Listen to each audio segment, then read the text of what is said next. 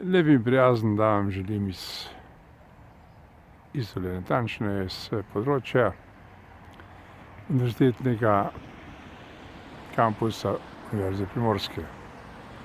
To je kampus, ki so ga zgradili leta 2016 in ga začeli tudi uporabljati.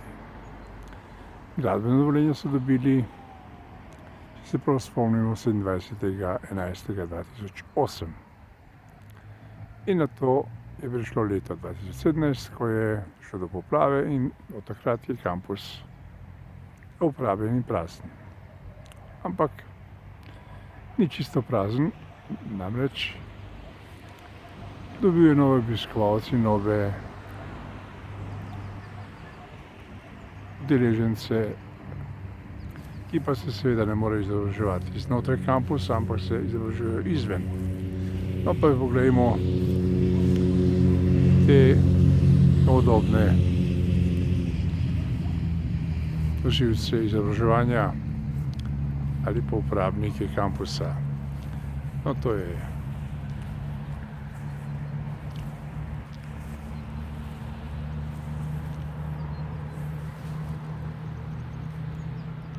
beli izobraženec, no in tukaj je rjavo-črni izobraženec. No, vidite, tako je to v naši državi, kjer v bistvu razmetavamo denar za potrebe izobraževanja, nato pa to prepuščamo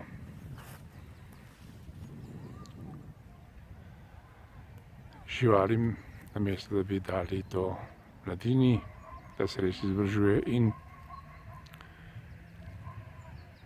stori nekaj za razvoj te družbe. To je v sramoto univerze Primorske, seveda sramoto Ministrstva za šolstvo, sramoto vlade, težko bi rekli, da sramoto občine Izola, čeprav bi tudi lahko oni kaj postorili, da bi namesto teh dveh novodobnih izobražencev, ki vidite tukaj spodaj, tukaj delovali mladi in res izobraženi ljudje. Ali pa se doizobrazili, da bi to bili.